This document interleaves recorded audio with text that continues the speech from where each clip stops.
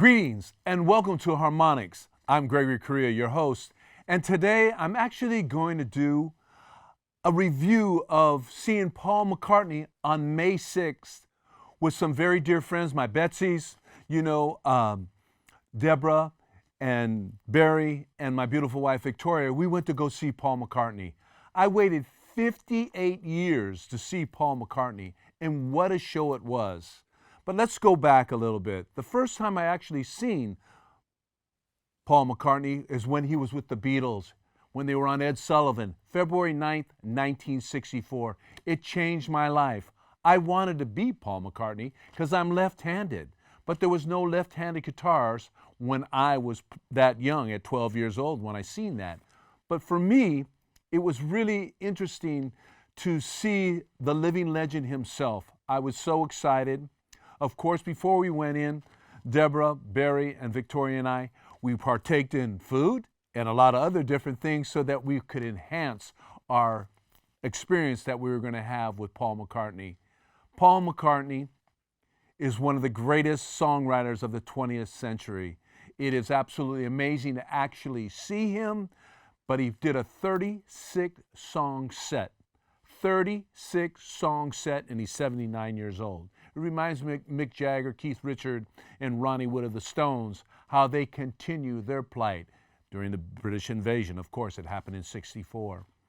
But I was so excited to be able to see Paul McCartney live in flesh.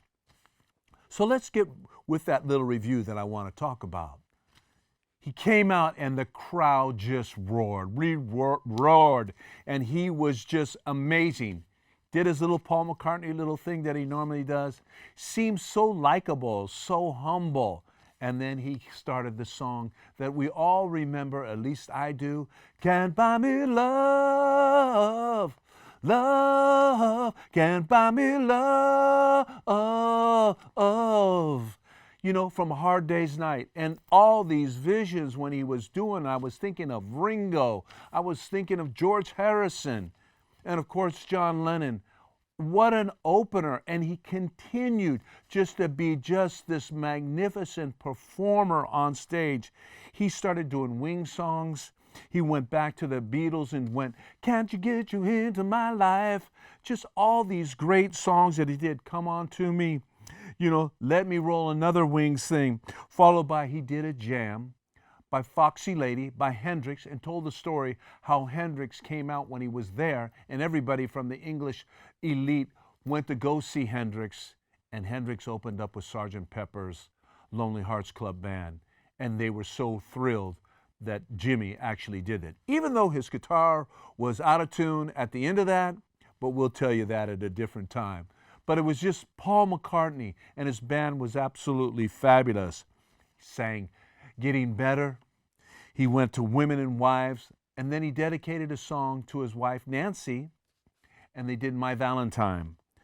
After that, he did 1985 by the Wings, and then he dropped right down in Baby, I'm amazed at the way you move me all the time. Did Baby, I'm Amazed. And for me, that is sort of like a song that, God, only Paul McCartney could write it, right?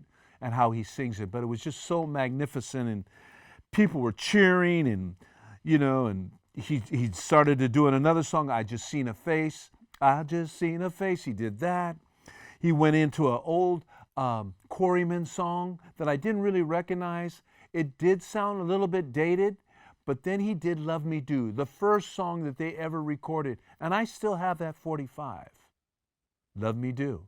Wow, wow, wow, wow, wow. Wow, wow, wow, wow, wow, wow, wow. Love me do. It's just things in my life that you remember those songs and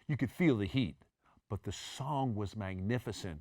You know, I thought of James Bond. You know, dun dun dun dun dun dun dun dun dun dun dun dun dun dun dun dun. You know what I mean? Dude, it was just a great show. Great production. High class. You know that it was great. It's Paul McCartney. He ended the set with Hey Jude. And that's another one that just blows my mind. Just incredible. Hey Jude is also about Julian Lennon. He came back. There was about a 15-minute interlude. Everybody kind of rested. Obviously, you could smell the scent of good smoke throughout. People were having a great time. The people where we sat, we had great seats.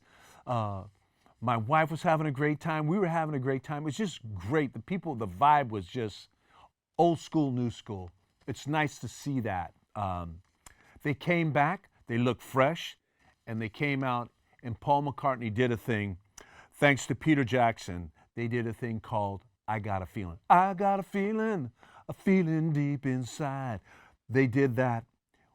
But the most important thing what Peter Jackson did is that they could simultaneously, Paul turned around and there's John Lennon singing from the rooftop of Get Back, I Got a Feeling. That was pretty emotional for me to see that because it was really sad when John Lennon did pass or was murdered. It's always bothered me, a senseless death. Then they picked it up and they did Birthday.